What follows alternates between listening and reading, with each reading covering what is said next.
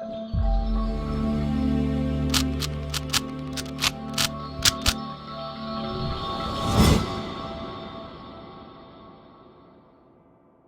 guys, welcome to Viva Classes by Priya Thapar. I hope you like my videos. If you like my videos, please like, share and support our channel. जैसे कि आप लोग जानते हैं हम one shot videos upload कर रहे हैं क्योंकि एग्जाम आने वाले हैं और हर स्टूडेंट ये चाहता है कि हमें चैप्टर का एक समरी मिल जाए। देखिए हमारा फोकस पहले एनसीईआरटी पर होता है, तो जो हमारी वन शॉट वीडियोस हैं वो पूरे तरीके से एनसीईआरटी पर फोकस है, क्योंकि जो एग्जाम है सीबीएसई का वो भी एनसीईआरटी फोकस्ड होता है। और कई स्टूडेंट्स ऐसे होते हैं जो एनसीईआरटी के बियॉन्ड नहीं जा पाते हैं, तो सबसे पहले आप एनसीईआरटी स्ट्रॉन्ग करो, फिर एनसीईआरटी एग्जाम्पलर को रेफर कर सकते हो, फिर एक्स्ट्रा बुक्स या पास्ट ईयर पेपर्स को आप सकते हैं। तो सबसे पहले हमारी जो शॉर्ट वीडियोस है उनका पूरा फंडा ये है कि आपके पास एक ही जगह पर सारे फॉर्मूले, सारे कंसेप्ट विद इंपॉर्टेंट एग्जांपल और इंपॉर्टेंट क्वेश्चन ऑफ एनसीईआरटी, तो पूरे तरीके से एक ही वीडियो के अंदर, और वो भी कम टाइम में, कंसेप्ट ज्यादा, जैसा कि हमारा फोकस है। चलो फटाफट स्टार्ट करते हैं। 3 डायमेंशनल ज्योमेट्री 11.1 बेस्ड 2 एक्सरसाइज हैं आपकी। तो 11.1 बेस्ड फॉर्मूलाज हैं जो मैंने आपके सामने लिखे हैं। सबसे पहले देखिए वेक्टर का स्टैंडर्ड फॉर्म क्या होता है, ए आई बी जे और सी के, राइट। तो ये जो ए बी सी आपके पास होते हैं ये होते हैं डायरेक्शन रेशो। सबसे ज्यादा जरूरी इस चैप्टर में ये क्लियर करना है कि डायरेक्शन रेशो और डायरेक्शन कोसाइन में क्या डिफरेंस होता है। तो जो आपको स्टैंडर्ड दे रखा होता है ए बी सी वो होता है डायरेक्शन रेशोज, ठीक है। फिर जब आप उस वेक्टर को यूनिट वेक्टर में कन्वर्ट करते हो तो जो उसके कोफिशिएंट होते हैं वो कहलाते हैं डायरेक्शन कोसाइन। वैसे जो 11.1 एक्सरसाइज है उसमें इसके 2-3 वेज बता रखे हैं कि आप एलएमएन या डायरेक्शन कोसाइन कैसे निकाल सकते हो। जैसे कि एग्जांपल के तौर पे आपके पास कोई भी आर वेक्टर दे रखा है 2i 3j -k, राइट। अब जो यहां पर 2, 3 और -1 है, ए की वैल्यू है 2, बी की वैल्यू है 3 और सी की वैल्यू है -1, इन्हें बोला जाता है डायरेक्शन रेशोज, ठीक है। अब अगर मैं इसको यूनिट वेक्टर में कन्वर्ट कर दूं तो किसी भी वेक्टर को यूनिट वेक्टर में कन्वर्ट करने का फॉर्मूला होता है r cap is equal to r vector upon उसका मैग्नीट्यूड। तो जो आपके पास कोफिशिएंट आएंगे वो कहलाएंगे डायरेक्शन कोसाइंस, जिन्हें हम एल एम एन कहते हैं। Now what is L? L is a angle of that line with the x axis, M is a angle of that line with the y axis and n is the angle of that line with the z axis, ठीक है। तो basically आपको कभी कभी angle given हो सकते हैं, तो अगर आप L को कहेंगे तो that is angle with the x axis. तो फॉर एग्जांपल अगर आपको एंगल गिवन है मान लो cos 90 डिग्री और angle with the y axis given है 135 डिग्री और आपको गिवन है 45 डिग्री और आपसे कहता है LMN निकालो, ठीक है ना। अगर आपको एंगल गिवन है, एंगल ये आपकी एक्सरसाइज का फर्स्ट क्वेश्चन है, आपको गिवन है कि एक लाइन है उसने एक्स एक्सिस के साथ 90 डिग्री का एंगल बनाया, वाई एक्सिस के साथ 135 डिग्री का एंगल बनाया और जेड एक्सिस के साथ 45 डिग्री का एंगल बनाया। तो डायरेक्शन को साइंस निकालो, तो एलएमएन कैसे निकलेंगे, cos 90 cos 135 cos 45 डिग्री, ठीक है। तो अब आपके पास cos 90 की वैल्यू कितनी होती है, cos 90 आपके पास कितना होता है 0। cos 35 कैसे निकालोगे, we can write 90 into 1 plus 45 degree. Now first quadrant में कुछ भी प्लस करोगे सेकंड में चले गए, सेकंड में cos नेगेटिव होता है और क्योंकि ये ऑड है, ये हमारी टेक्निक है ना, तो यहां पर ये बन जाएगा sin 45 degree. Now sin 45 degree की वैल्यू कितनी होती है आपके पास -1/√2, तो ये बेसिकली इसकी वैल्यू आ गई -1/√2 और cos 45 डिग्री कितना होता है 1/√2। तो इसका मतलब angle with the x axis 0 आ गया, angle with the y axis की वैल्यू आ गई ये और angle with the z axis की वैल्यू ये आ गई, ठीक है। तो एक तरीका है अगर आपको एंगल गिवन हो तो आप ये वाला फॉर्मूला इस्तेमाल करके डायरेक्शन कोसाइंस निकाल सकते हो, दैट इज एलएमएन। एक तरीका मैंने आपको ये बताया, वेक्टर गिवन होगा उसको यूनिट वेक्टर में कन्वर्ट करो, अभी हम आपको सिखाएंगे, उसे यूनिट वेक्टर में कन्वर्ट करो, फिर जो उसके कोफिशिएंट्स होंगे वो भी एलएमएन होंगे, ठीक है ना।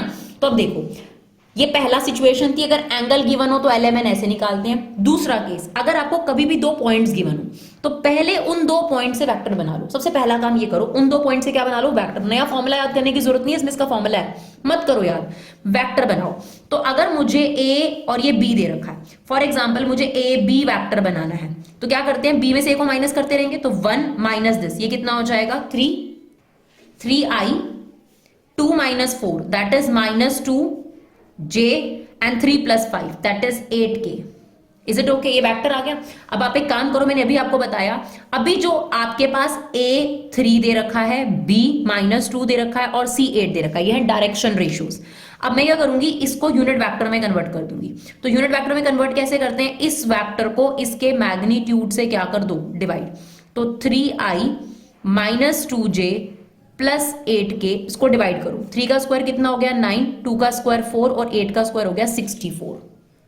ये आ गया हमारे पास रूट 77। तो basically this is 3 root 27i minus 2 upon root 27j plus 8 upon root 27k cap. आपके पास जो अब ये कोफिशिएंट्स आए हैं वो LMN है। तो this is angle with the x axis, angle with the y axis and angle with the z axis. तो ये दो तरीके आपको समझ में आए, ठीक है ना। वैसे तो 3 तरीके हो गए। पहला तरीका, अगर आपके पास कोई वेक्टर गिवन हो तो यूनिट वेक्टर में बदल दो, एंगल गिवन हो तो ये वाला तरीका है। दूसरा, अगर 2 पॉइंट्स गिवन हो तो पहले काम करो, कोई फॉर्मूला है मत याद करो, सिंपल उससे वेक्टर बनाओ और फिर वही वाला प्रोसेस दोहराओ, उसे यूनिट वेक्टर में कन्वर्ट करो और एलिमेंट निकाल लो, राइट। चलिए देखते हैं आगे। अब देखो, एक बहुत इंपॉर्टेंट क्वेश्चन है ये वाला, इसे भी जरूर याद रखना है आपने। ये क्या कहता है, डायरेक्शन कोसाइन बताओ एक्स एक्सिस के, वाई एक्सिस के या जेड एक्सिस के। 1 मार्कर में जरूर पूछा जा सकता है आपसे। तो एक्स एक्सिस मतलब जैसे कि एग्जांपल के तौर पे अगर मैं आपसे ये कहूं, 2D में पहले बात करते हैं, अगर मैं आपसे ये कहूं एक्स एक्सिस का एक्स एक्सिस का कितने डिग्री का एंगल है, तो एक्स एक्सिस के साथ खुद का 0 डिग्री के साथ 0 डिग्री का एंगल है, लेकिन वाई के साथ कितने डिग्री का एंगल है 9। सेम अगर आप 3D में बात करो तो एक्स एक्सिस के साथ खुद का कितने डिग्री का एंगल होगा 0, बट वाई के साथ कितने डिग्री का एंगल होगा 90 और जेड के साथ भी कितना होगा 90, है ना। तो एक्स एक्सिस का तीनों साइड्स के साथ एंगल, मतलब एक्स एक्सिस के साथ खुद के साथ, वाई एक्सिस के साथ और जेड एक्सिस के साथ एंगल, क्योंकि एल का मतलब क्या होता है angle with x axis, angle with y axis, angle with z axis. तो हमें एक्स एक्सिस का एक्स एक्सिस के साथ एंगल बनाना था विच इज 0, वाई एक्सिस के साथ एंगल 90 और ये 90, और cos 0 की वैल्यू होती है 1, cos 90 की वैल्यू होती है 0 और cos 90 की वैल्यू होती है 1। सेम y एक्सिस का एंगल बताना है आपको। अब देखो, y एक्सिस ने अपने साथ तो 0 बनाया होगा, लेकिन x के साथ कितना बनाया होगा 90 और z के साथ भी कितना बनाया होगा 90। तो इसीलिए y एक्सिस का इन तीनों लाइंस के साथ एंगल, x एक्सिस के साथ 90, 0 और 90। अब cos 90 की वैल्यू कितनी हो गई 0, that is 1, 0। Same z axis के साथ एलिमेंट की वैल्यू आ गई 0, 0, 1, राइट। अब एक इंपॉर्टेंट एग्जांपल देखते हैं। तो अभी मैंने आपको जो एक्सरसाइज 11.1 पे बेस्ड क्वेश्चन है वो बड़े आराम से हो जाएंगे, और एक कोलिनियर वाला क्वेश्चन है वो भी मैं आपके साथ डिस्कस कर रही हूँ। उसके बाद अगर आपने कंसेप्ट ध्यान से समझ लिया डायरेक्शन को साइंस वाला, तो आपकी एक्सरसाइज बड़े आराम से होगी, राइट। अब एक क्वेश्चन ये भी आ सकता है, show that point A B C D are collinear, A B C are collinear. तो देखो, कोलिनियर का मतलब क्या होता है, बेसिकली ये एक लाइन पर लाई करते हैं, ठीक है ना, यही प्रूव करना है हमें। तो एक काम करो, आप सबसे पहले ए बी वैक्टर निकाल लो। अगर मुझे ए बी वैक्टर निकालना है तो बी में से ए को माइनस करना पड़ेगा, 1 माइनस 2 कितना आ गया -i, -2 - 3 कितना आ गया -5j, 3 - 4 तो ये प्लस हो जाएगा 7k। अब एक काम करो, सिमिलरली आप बना लो BC वैक्टर, ए बी और BC vector, BC vector. BC के लिए क्या करना पड़ेगा, C में से B को माइनस करना पड़ेगा, 3 - 1, ठीक है ना। तो ये हो जाएगा 2i प्लस 10j और ये हो गया आपके पास -14k। ये दोनों वेक्टर आ गए। अब ध्यान से सुनिएगा, दो वेक्टर्स कोलिनियर कब होते हैं, जब उनके डायरेक्शन रेशो प्रोपोर्शन में हो। जैसे इसके हमने डायरेक्शन रेशो ले लिए, a1 की वैल्यू है -1, b1 की वैल्यू है -5 और c1 की वैल्यू है 7, a2 की वैल्यू है 2, b2 की वैल्यू है 10 और c2 की वैल्यू है -14, ठीक है ना। अगर आप चेक करो कि a1 अपॉन a2 कितना आ रहा है, that is -1/2। Similarly b1 upon b2 check करो, -5/10 कितना आ जाएगा -1/2। c1 अपॉन c2 चेक करो, ये भी कितना आ रहा है -1/2।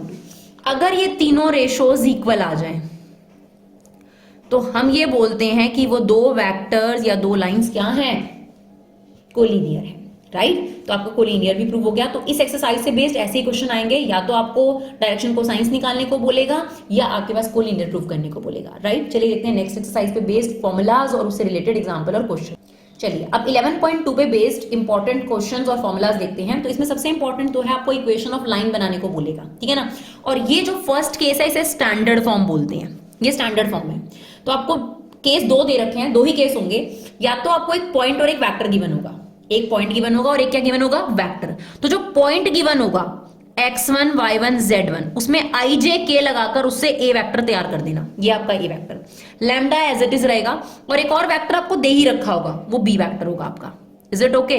तो बस यहाँ पे a वेक्टर की वैल्यू रखो, x1 i y1 z और z1 की, और लैम्डा b वेक्टर, ये बन गई vector form, equation of a line in vector form. Cartesian form में क्या होगा, x minus x1 y minus y1 z minus z1, और ABC कहां से आ जाएंगे, जो ये आपको B वेक्टर गिवन होगा इसके जो डायरेक्शन रेशोज होंगे वो यहां पर आ जाएंगे आपके पास, राइट। जैसे देखो आपके पास एग्जांपल दे रखा है, find the vector and Cartesian equation of line passing through the point. तो ये तुम्हारा x1 y1 z1 हो गया, और ये तुम्हें वेक्टर दे रखा है, तो ये तुम्हारा b वेक्टर हो गया। इससे तुमने a वेक्टर तैयार कर लेना है। तो देखो इससे हमने a वेक्टर तैयार कर लिया 5i2j - 4k, तैयार हो गया, ये हमारा b वेक्टर है। अब हमारे पास वेक्टर फॉर्म क्या हो जाएगी, बहुत आसान है, ये a vector plus lambda b vector, ठीक है ना। तो a vector plus lambda b vector, ये देखो a vector plus lambda b vector normal हो गया। और अगर आपने कार्टेशियन फॉर्म बनानी है तो कार्टेशियन फॉर्म कैसे बनेगी, ये तुम्हारे x1 y1 z1 है, तो ये हो जाएगा x - 5 अपॉन a क्या लिख दोगे 3, y - 2 अपॉन में 2 और z + 4 अपॉन में -8, क्योंकि ये a b c है और ये तुम्हारे x1 y1 और z1 है, राइट। दूसरी फॉर्म इसमें क्या हो सकती है, आपको 2 पॉइंट्स गिवन होंगे, ठीक है ना, 2 पॉइंट्स गिवन होंगे लाइक x1 y1 z1 और x2 y2 z2। तो तुम्हें क्या करना है, पहले वाले से तो a वेक्टर तैयार कर लेना, a वेक्टर, और दूसरे वाले से b वेक्टर तैयार कर लेना। अब वेक्टर फॉर्म क्या है, r वेक्टर, जो पहला वाला है वो भी आएगा a वेक्टर लैम्डा। अब तुम्हें क्या करना है, b में से a को माइनस करना है, तो यहां पर एक वेक्टर आ जाएगा, यही स्टैंडर्ड फॉर्म आ जाएगी आपके पास, ठीक है ना। और अगर कार्टेशियन फॉर्म है तो क्या है, x - x1 अपॉन में क्या आ गया x2 - x1, y - y1 upon में y2 - y1, z - z1 upon z2 - z1, ठीक। ये हो गई आपके पास इक्वेशन ऑफ अ लाइन की 2 फॉर्म, जिसमें पहले में एक पॉइंट और एक वेक्टर गिवन होगा और इसमें 2 पॉइंट्स गिवन होंगे। अब आ गया एंगल बिटवीन 2 लाइंस। तो जब 2 लाइंस के बीच में एंगल निकालना होगा, पहले आप उस लाइन के कंपेयर कर a1 b1 और c1 निकाल लो। सबसे पहला काम a1 b1 c1 निकालना पड़ेगा, और दूसरी लाइन से क्या मिल जाएंगे, a2 b2 और c2, ठीक। उसके बाद अभी फॉर्मूला लगाओ, a1 × a2 plus b1 × b2 plus c1 × c2 whole upon में पहले वाले के मैग्नीट्यूड का स्क्वायर, यानी a1 का स्क्वायर, b1 का स्क्वायर, c1 का स्क्वायर, ये पहले वाले मैग्नीट्यूड का स्क्वायर हो गया, है ना। इसे आप ऐसे भी बोल सकते हो, b वेक्टर को, b1 वेक्टर को b2 वेक्टर के साथ आपने डॉट किया और यहाँ पर b1 का मैग्नीट्यूड लिया, यहाँ b2 का मैग्नीट्यूड लिया, वो वेक्टर फॉर्म में हो जाएगा, ठीक है ना। नहीं तो a1 a2 plus b1 b2 plus c1 c2, ये इसका स्क्वायर हो गया, ये सेकंड वाले का स्क्वायर हो गया।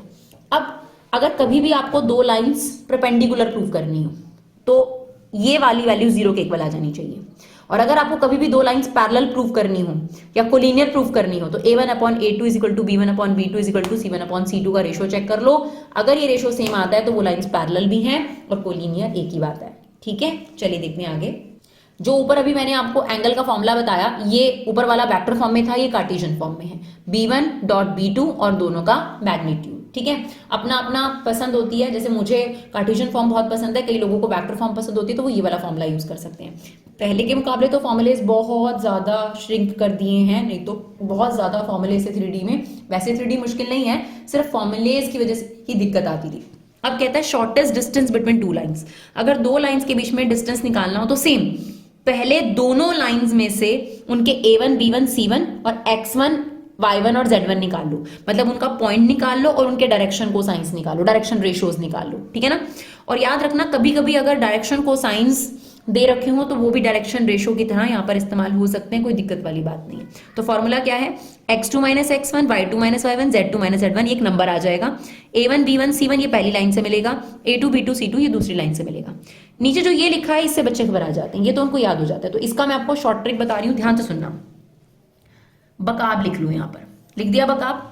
अब पहली 2 टर्म्स देखो BC, ठीक है ना, पहली 2 टर्म दिख गई BC, तो मैं डिनोमिनेटर बनाकर बता रही हूं आपको। डिनोमिनेटर में सबसे पहले काम करो BC माइनस BC का होल स्क्वायर, फिर नेक्स्ट 2 टर्म देखो CA माइनस CA का होल स्क्वायर, और फिर AB that is AB minus AB का होल स्क्वायर। अब यहां लिख दो 1 2 2 1 1 2, है ना, इजी, 2 1 1 2 2 1। आप रिमाइंड करके देख सकते हैं कि मैंने क्या किया, मैंने बकाब लिखा BC minus BC, CA minus CA, AB minus AB, और फिर 1 2 2 1 1 2 2 1, और ये नीचे वाला डिनोमिनेटर आपके पास तैयार हो गया, राइट। इसके लिए आपको सबसे जरूरी चीज क्या करनी है, 2 लाइंस में से एक तो उनका पॉइंट निकालना है, x1 y1 z1, a1 b1 c1 निकालना है, ठीक है। फिर अगर 2 लाइंस, 2 पैरेलल लाइंस के बीच में आपको डिस्टेंस निकालना हो, ये तो कोई भी 2 लाइंस के बीच में डिस्टेंस है और यह पैरेलल लाइंस के बीच में, तो पैरेलल लाइंस में खासियत होती है कि उनका जो b वेक्टर होगा वो सेम होगा, है ना। b वेक्टर कौन सा हो गया भाई, a vector plus lambda b vector. अगर 2 लाइंस हैं, है ना, तो ये a1 हो गया, ये b1 हो गया, और दूसरी लाइन का हो गया a2 और ये हो गया b2। लेकिन अगर ये पैरेलल लाइंस होंगी तो इनका ये वाला पोर्शन बिल्कुल सेम होगा, बिल्कुल सेम होगा। सॉरी डिनोमिनेटर वो गलत, वो ऊपर वाले का था आपके पास। तो बेसिकली आपके पास जब दो पैरेलल लाइंस होंगी तो डिस्टेंस क्या होगा, बी वेक्टर, क्योंकि ये दोनों सेम होंगे, है ना, क्रॉस a2 माइनस a1। तो इसमें से उसको माइनस करो, जो आंसर है उसका क्रॉस निकालना है b के साथ, और फिर b का क्या लेना है हमने, मैग्नीट्यूड, और फिर हमारा क्या निकल जाएगा, distance between two parallel lines, right. अब आपके पास एक इंपॉर्टेंट क्वेश्चन है जो एक्सरसाइज में से हमने लिया है 11.2 में से, जो एग्जाम में बहुत बार पूछा जाता है, कई बार 1 मार्कर में भी। तो देखिए क्या कहता है, find the value of p so that the line this and this are right angle. तो एक दूसरे पर ये परपेंडिकुलर है बेसिकली। तो अगर हमें याद हो कि हमने अभी भी डिस्कस करा है कि अगर दो लाइंस एक दूसरे पर परपेंडिकुलर होती हैं, दो लाइंस अगर एक दूसरे पर परपेंडिकुलर होंगी तो क्या होगा, a1 a2 plus b1 b2 plus c1 c2 is equal to 0, ठीक है ना। लेकिन उसके लिए पहले मुझे इन दोनों लाइंस में से a1 b1 c1 a2 b2 c2 निकालना है। तो जनरली स्टूडेंट क्या गलती करता है, वो यहीं से ले लेता है फटाफट a1 a2 b1, जो कि गलत है। क्योंकि सबसे पहले ये चेक करो क्या ये लाइंस अपनी स्टैंडर्ड फॉर्म में है, नहीं है अपनी स्टैंडर्ड फॉर्म में। तो स्टैंडर्ड फॉर्म क्या है, x minus x1 upon a, y minus y1 upon b और z minus z1 upon c। पहले इसको स्टैंडर्ड फॉर्म में कन्वर्ट करो। देखो मैंने पहली लाइन उठाई कि अपनी स्टैंडर्ड फॉर्म में नहीं है, तो सबसे पहले मुझे क्या करना पड़ेगा, इसमें से मैंने माइनस कॉमन लिया, इसको मैंने आगे लिखा this is minus x plus 1, और फिर माइनस कॉमन लूंगी तो क्या बच जाएगा, x माइनस 1 अपॉन 3, ठीक है ना। सेम मैंने इसमें से 7 कॉमन लिया, ये बन गया y माइनस 2 अपॉन 2p, और ये ठीक था, इसमें कोई दिक्कत नहीं थी। ये जो माइनस है ये नीचे जाना चाहिए, क्योंकि स्टैंडर्ड फॉर्म में यहाँ पर कुछ नहीं होता है ना। तो जो माइनस यहाँ था वो नीचे चला गया, और जो ये 7 है ये नीचे चला गया। जा सकता है 7 नीचे, यस, क्योंकि 2p अपॉन 7 को ही हम ऊपर ले जा सकते हैं। अब ये अपनी स्टैंडर्ड फॉर्म में पूरा सही तरीके से आ गया, x minus x1 upon a, y minus y1 upon b और z minus z1 upon c। Now this is a1, ये देखो a1 लिख दिया हमने, ये b1 हो गया और ये c1 हो गया। बिल्कुल सिमिलर तरीके से हमें सेकंड लाइन को भी ठीक करना है ना। तो इसमें से भी हमने क्या करा, माइनस 7x प्लस 7 लिखा, ये एज इट इज ठीक था। इसमें से माइनस z को आगे लिखा, प्लस 6 पीछे लिखा। इसमें से माइनस 7 को कॉमन ले लिया, है ना, तो x माइनस 1 अपॉन 3p हो गया, ये एज इट इज था। इसमें से हमने माइनस कॉमन ले लिया, z माइनस 6 अपॉन 5 हो गया। अब जो ये माइनस 7 है ये नीचे चला गया, ये हो गया 3p अपॉन माइनस 7, ये एज इट इज, और ये माइनस नीचे चला गया। अब ये बिल्कुल ठीक है, x minus x1 upon a, y minus y1 upon b और z minus z1 upon c। अब क्योंकि ये सेकंड लाइन है तो we termed as a2 b2 और c2, तो हमें a2 b2 c2 की वैल्यू भी मिल गई। अब हमारे पास क्या रिलेशनशिप था, क्योंकि हमें दे रखा था ये दोनों लाइंस एक दूसरे पर परपेंडिकुलर हैं, तो इसका मतलब a1 a2 plus b1 b2 plus c1 c2 is equal to 0 हमें पता है ऑलरेडी। तो इसका मतलब this into this, that is 9p upon 7, this into this 2p upon 7, और that is minus 10 is equal to 0। तो 10 वहां जाके पॉजिटिव हो गया, और p की वैल्यू कितनी आ गई, 70 अपॉन 11। देखते हैं नेक्स्ट क्वेश्चन। चलिए ये भी इस एक्सरसाइज का बहुत इंपॉर्टेंट क्वेश्चन है, find the shortest distance between the line whose vector equation is. तो पहले तो ये स्टैंडर्ड फॉर्म में नहीं है, सबसे जरूरी चीज क्या है, कैसे पता चला स्टैंडर्ड फॉर्म में नहीं, क्योंकि वेक्टर की मैंने स्टैंडर्ड फॉर्म बताई आपको, it's a vector plus lambda b vector. यहाँ लैम्डा की जगह इन्होंने टी और एस का इस्तेमाल कर रखा, और वो टी और एस अंदर इंटू हो रखे हैं, जबकि उसे यहाँ होना चाहिए था बी वेक्टर के साथ में। तो पहले हमें इसे ठीक करना पड़ेगा दोनों लाइंस को। तो पहली लाइन ये है फॉर एग्जांपल, दूसरी लाइन ये है, तो पहले ये वाली लाइन को ठीक करते हैं। आई को अंदर इंटू कर दो तो ये हो जाएगा r vector i minus t i, that is t j minus 2j plus 3k minus 2tk। तो अब आपको क्या करना है, टी वाले एक तरफ लेने हैं, है ना, टी वाले एक तरफ ले लो और बिना टी वाले। तो पहले मैंने बिना टी वाले ले लिए आई minus 2j plus 3k, right. अब जो ये टी वाले हैं, जितने भी ये टी वाले हैं, इनमें मैं टी कॉमन ले लूंगी और फिर लिखूंगी माइनस आई, टी कॉमन ले लो, ये बचा माइनस आई प्लस जे माइनस 2k, ठीक है ना। अब ये अपनी स्टैंडर्ड फॉर्म में है, that is a vector plus lambda b vector. तो ये आपका a1 हो जाएगा, राइट। a1 की वैल्यू कितनी आ गई, i minus 2j plus 3k, और b1 वेक्टर क्या हो गया, minus i plus j minus 2k क्या। सिमिलरली मुझे ये वाली इक्वेशन भी ठीक करनी है ना। तो अब लाइन 2 आ जाओ, तो लाइन 2 को भी ठीक कर देते हैं। तो लाइन 2 में same S I plus 2sj minus j minus 2sk minus k। अब आपने क्या करना है, जो बिना s वाले हैं उन्हें एक तरफ लेना है, तो ये बन गया i minus j minus k, और जो s वाले हैं उसमें से s कॉमन ले लो पहले ही, तो ये बन जाएगा i plus 2j minus 2k, right. तो हमारे पास अब a2 वेक्टर तैयार हो गया। ये a2 वेक्टर है ना, स्टैंडर्ड फॉर्म क्या है, a plus lambda b vector. तब ये a2 वेक्टर हो गया i minus j minus k, और b2 वेक्टर क्या आ गया, i plus 2j minus 2k। अब हमें डिस्टेंस निकालना है। तो डिस्टेंस का क्या फॉर्मूला था आपके पास, डिस्टेंस निकालने का फॉर्मूला है हमारे पास, दैट इज, ये मैंने लिया है वेक्टर फॉर्म, राइट। और मैंने आपको कार्टेशियन फॉर्म भी बताई थी, वो भी आप यूज कर सकते हो। तो ये आपके पास आ गया dot A2 vector minus A1 vector whole upon में B1 vector into B2 vector का मैग्नीट्यूड। तो आप कोई भी इस्तेमाल कर सकते हो, ये वैक्टर फॉर्म है डिस्टेंस निकालने की, और हमने आपके साथ जो x1 माइनस x2 वाली डिस्कस करी थी वो थी Cartesian form. You can use any form, right. अब आपके पास सब है, A1 B1 C1 भी है और x1 Y1 Z1 भी है। तो सबसे पहले B1 क्रॉस B2 निकाल लेते हैं हम लोग, B1 क्रॉस B2, तो वो आ जाएगा आपके पास I J K। B1 के कोफिशिएंट ले लो, ये रहे -1 1 और -2, और B2 के कोफिशिएंट ले लो 1 2 और -2। अब इसे एक्सपैंड कर दो, तो एक्सपैंड करने पर ये आ जाएगा आपके पास 2i माइनस 4j, जैसे आप डिटर्मिनेंट एक्सपैंड करते हो, राइट। अब A2 माइनस A1 निकाल लो, A2 minus A1, A2 vector minus A1 vector. तो A2 वैक्टर कौन सा है हमारे पास, ये रहा, और A1 वैक्टर है हमारे पास ये। तो दोनों को सबट्रैक्ट कर देंगे हम, A2 माइनस A1 को, तो ये हमारे पास आ जाएगा कुछ i माइनस आई तो 0 हो जाएगा, ये आ जाएगा माइनस j प्लस, तो ये हो जाएगा प्लस j, और ये आ जाएगा आपके पास -4k, ठीक है ना। अब आपने क्या करना है, आपने इन दोनों वैक्टर्स के बीच में जो ये वाली टर्म आई और इस टर्म आई उसका डॉट प्रोडक्ट निकालना है। तो इन दोनों के बीच में डॉट प्रोडक्ट निकालेंगे, तो डिस्टेंस का फॉर्मूला हमारे पास क्या है, distance can not be negative, तो डिस्टेंस का फॉर्मूला क्या है, इन दोनों में डॉट प्रोडक्ट लगा दो। तो इन दोनों में डॉट प्रोडक्ट लगा दो, कितना आ जाएगा, देखो आई वाला तो नहीं है तो 0 हो गया, ये हो गया -4, ठीक है ना, और ये आ गया +12 होल अपॉन में, इसका हमें क्या करना है, मैग्नीट्यूड लेना है। तो मतलब इसका मैग्नीट्यूड लेना है, दैट इज 4 + 16 + 9, राइट। तो ये आ गया आपके पास 8/√29, राइट। चलिए देखते हैं नेक्स्ट क्वेश्चन। चलिए एक बहुत अच्छा क्वेश्चन और देखते हैं।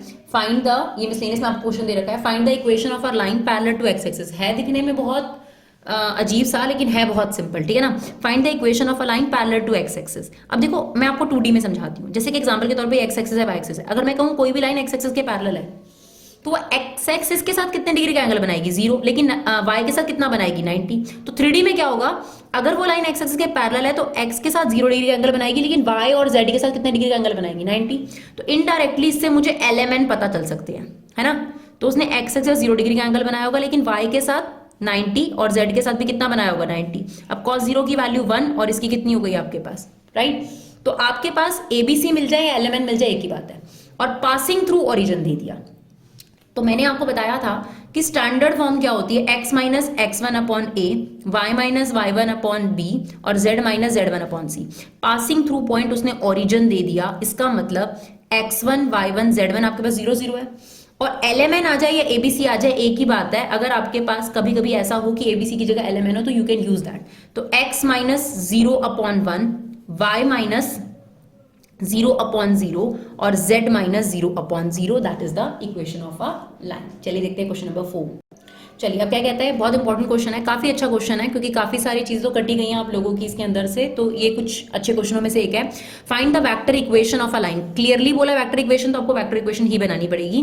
पासिंग थ्रू दिस, तो ये आपका x1 y1 z1 हो गया, उस लाइन का x1 y1 z1 तो आपको पता है, लेकिन वेक्टर इक्वेशन बनाने के लिए आपको वेक्टर भी पता होना चाहिए, ABC पता होना चाहिए, वो मिसिंग है यहाँ पर, है ना। उसके लिए उसने बोला जो आपको लाइन निकालनी है that is perpendicular to these two lines, ठीक है ना। अब आप बताओ किसी भी इक्वेशन की स्टैंडर्ड फॉर्म क्या होती है, किसी भी इक्वेशन की पहले मैं कार्टेशियन फॉर्म बनाऊंगी, फिर मैं वेक्टर फॉर्म ऑलरेडी कन्वर्ट कर दूंगी, उसमें कोई दिक्कत नहीं है। x minus x1 upon a, y minus y1 upon b, z minus z1 upon c, ये किसी भी इक्वेशन की स्टैंडर्ड फॉर्म होती है। इसका मुझे पासिंग थ्रू पॉइंट गिवन है, यानी मुझे x1 y1 z1 तो गिवन है ना इस लाइन का, तो चलो x1 y1 z1 तो पुट कर देती हूँ। तो हो जाएगा x माइनस 2, ये सॉरी a हमें गिवन नहीं है, y माइनस 2 अपॉन b और ये हो गया z प्लस 4 अपॉन c, है ना। हमें पासिंग थ्रू पॉइंट गिवन था ना 1 2 -4। बट इस इक्वेशन में क्या रह गया जो मिसिंग है अभी तक, ABC जब तक मैं पुट नहीं करूंगी ये रिक्वायर्ड इक्वेशन कंप्लीट नहीं होगी, है ना। उसके लिए उसने मुझे बोला कि जो लाइन आपको चाहिए, यानी ये जो लाइन है ये इन दोनों लाइंस पर क्या है, परपेंडिकुलर है। तो मैंने आपको ये रिलेशनशिप अभी भी बताया था कि अगर दो लाइंस परपेंडिकुलर हो तो उनके जो डायरेक्शन रेशोज होते हैं उनका मल्टीपल किसके इक्वल होता है, 0 के इक्वल होता है, राइट। तो आप ये समझ लीजिए कि इसके जो डायरेक्शन रेशोज हैं ABC और इस लाइन के जो डायरेक्शन रेशोज हैं नीचे दिए हुए हैं, पर पहले ये चेक कर लो ये अपनी स्टैंडर्ड फॉर्म में है, बिल्कुल है अपनी स्टैंडर्ड फॉर्म में, x minus x1 upon a, y minus y1 upon b, z minus z1। तो इसको आप ले सकते हो, इसके जो डायरेक्शन रेशोज हो गए वो गए 3 -16 और 7, है ना। इसके डायरेक्शन रेशोज हैं ये सिमिलरली इस लाइन के डायरेक्शन रेशियोज क्या है 3, 8 और 5, और जो लाइन आपको निकालनी है उसके डायरेक्शन रेशियोज क्या है ABC। तो इस लाइन और इस लाइन के डायरेक्शन रेशियो का मल्टीपल किसके इक्वल होगा? 0 के इक्वल होगा, क्योंकि दो लाइंस परपेंडिकुलर है। तो हम फ्रेम क्या कर सकते हैं, 3A minus 16B plus 7C is equal to 0, पहली इक्वेशन। फिर ऐसे ही ये लाइन भी इस लाइन पे परपेंडिकुलर है, तो इसके डायरेक्शन रेशियो और इसके डायरेक्शन रेशियोज का मल्टीपल भी same, 3A plus 8B minus 5C is equal to what? 0। अब देखो हमारे पास 3 वेरिएबल मिसिंग हैं और इक्वेशन 2 दे रखी हैं, तो ऐसे केस में मुश्किल होता है आप एबीसी की वैल्यू निकाल पाओ। ये मुश्किल रहेगा कि आप एबीसी की वैल्यू निकाल पाओ, क्योंकि 3 वेरिएबल मिसिंग हो तो 3 इक्वेशंस होनी चाहिए। तो अब क्या करें हम लोग, अब यहाँ पर हम थोड़ी देर के लिए सी को क्या ले लेंगे, के ले लेंगे, यानी कांस्टेंट ट्रीट कर लेंगे, क्योंकि इसी टर्म्स में हमारा वैल्यू आएंगी। तो हमारे पास जो इक्वेशन है कुछ इस तरीके से बन जाएगी, 3A minus 16B plus 7K है ना, इसको उधर ले जाओ माइनस 7K। ये कितना है, 3A plus 8B is equal to 5K, right. अब इसमें एलिमिनेशन मेथड लगा दो, साइन चेंज कर दो, तो ये कट गया आपके पास। ये कितना आ गया, minus 24B, this is minus 12K। तो जो B की वैल्यू हो इन टर्म्स ऑफ K आ गई, दैट इज K/2। अब आप ये जो K की वैल्यू, B की वैल्यू है और A की वैल्यू है, इसमें डाल दो। C की वैल्यू K और B की वैल्यू डाल दो, तो आपके पास A की वैल्यू भी आ जाएगी। तो A की वैल्यू आ गई हमारे पास K/3, B की वैल्यू हमारे पास K/2 और C की वैल्यू थी K, ठीक है ना। अब ये जो वैल्यूज हैं इन्हें यहाँ इस इक्वेशन में पुट कर दो, क्योंकि बस यही मिसिंग था, है ना। तो पुट कर दो, x माइनस ये आ जाएगा K/3, ये हो जाएगा y माइनस 2 अपॉन K/2 और ये हो जाएगा z प्लस 4 अपॉन K, ठीक है ना। अब आपने क्या करना है, इसको सिंप्लीफाई करने के लिए आप इसे डिवाइड कर दो, मतलब डिनोमिनेटर को या तो मल्टीप्लाई कर दो, किससे मल्टीप्लाई कर दो, जो एलसीएम बनता है 3 और 2 का एलसीएम कितना है 6, तो 6 बाय K से मल्टीप्लाई कर दो, क्योंकि K तो हमें एलिमिनेट करना ही करना है। तो क्या बन जाएगा, देखो x माइनस 1 अपॉन 2, ये हो जाएगा y माइनस 2 अपॉन 3 और ये हो जाएगा z प्लस 4 अपॉन 6। तो ये अब अपनी स्टैंडर्ड फॉर्म में आ गया, और हमें क्या करना था, इक्वेशन डिराइव करनी थी, but that is in Cartesian form. और क्वेश्चन में स्पेसिफिकली मुझसे किस फॉर्म में मांगा था, वेक्टर फॉर्म में। कोई बात नहीं, वेक्टर फॉर्म में कन्वर्ट कर देते हैं। वेक्टर फॉर्म क्या होती है, r vector is equal to a vector plus lambda b vector. A vector बनता है पासिंग थ्रू पॉइंट से, तो पासिंग थ्रू पॉइंट मुझे क्या दिया था, 1 2 -4, तो ये बन गया i plus 2j minus 4k। और बी वेक्टर किससे बनता है, डायरेक्शन रेशियो से, तो ये बन गया lambda 2i plus 3j plus 6k, right. चलिए देखते हैं नेक्स्ट क्वेश्चन। अब देखो मैंने एक और क्वेश्चन लिया है एंगल निकालने का, क्योंकि मैंने अभी आपके पास डिस्टेंस जो था वो वेक्टर फॉर्म में निकाल कर दिखाया है।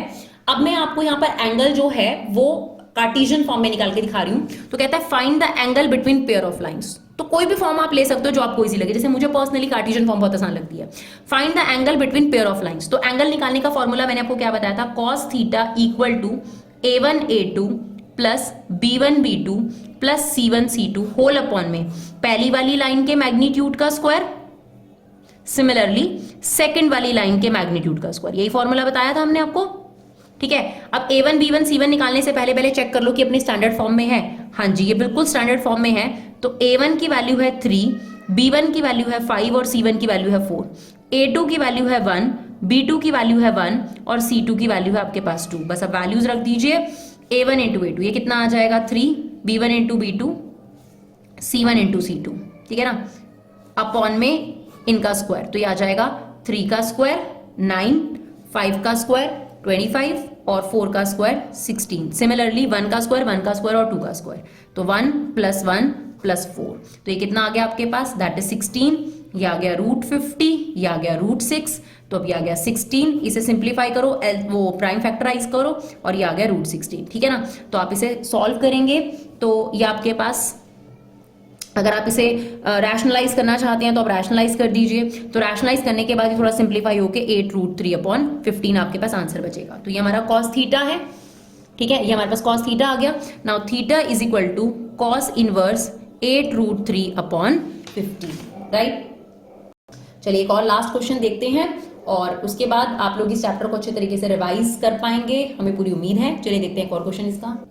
देखिए कहता है फाइंड द कार्टेशियन इक्वेशन। अब कार्टेशियन फॉर्म बोलिए तो कार्टेशियन फॉर्म ही आपको बतानी है of the line which passes through the point. तो x1 y1 z1 हो गया हमारे पास and parallel to the line. तो ध्यान से सुनना है, अगर कोई भी लाइन जो आपको बनानी है उसकी इक्वेशन क्या होती है, x minus x1 upon a y minus y one upon b, पहले ये फॉर्म लिख लो। अब आप ये देखो कि आपको क्या क्या चीजें चाहिए। तो पासिंग थ्रू पॉइंट चाहिए था, वो आपको गिवन था, यहाँ पे पुट कर दो। तो x ये -2 यहाँ कर कितना हो जाएगा +2 अपॉन a मिसिंग है अभी, ठीक है 4 अपॉन b, और ये कितना हो जाएगा आपके पास z + 5 अपॉन c। अब हमें ABC चाहिए। इसके लिए उसने बोला था कि ये लाइन इस लाइन के पैरेलल है। वैसे तो क्या होता है अगर दो लाइंस पैरेलल हो तो उनके जो डायरेक्शन रेशियोज होते हैं वो प्रोपोर्शनल होते हैं, बट शॉर्ट में मैं आपको फटाफट बता रही हूँ, टाइम कम लगे तो ABC और इसके ABC सेम ले लो, ठीक है ना। वैसे आपको प्रोपोर्शन में लेना पड़ता है, उससे भी आंसर आ जाएगा। मतलब जैसे अगर मैं ये कहूं कि अगर दो लाइंस पैरेलल है तो A1 upon A2 is equal to B1 upon B2 is equal to C1 upon C2, right. तो ये मान लीजिए A दे रखा है और इसके 3 4 5, तो B अपॉन 5, ऐसे ही C अपॉन 6, इसको हम K के इक्वल लेते हैं, K के इक्वल लिया। अब A की वैल्यू आ गई 3K, B की वैल्यू आ गई 5K और C की वैल्यू आ गई 6K। अब हम यहाँ पे पुट करते हैं और फिर K से क्या कर देते हैं इसको 1 अपॉन K से मल्टीप्लाई। तो सिंपल सी बात है, आप वही ले सकते हो जो डायरेक्शन रेशियोज इसके मेंशन है। तो ये बन जाएगा x + 2 upon 3, y - 4 upon 5 and z + 5 upon 6। तो आई होप आपको हमारे वीडियोस अच्छे लगे। अगर आपको हमारे वीडियोस अच्छे लगे तो प्लीज इन्हें शेयर जरूर करिए, हमें सपोर्ट कीजिए। Thank you so much guys for love and support, keep supporting your classes.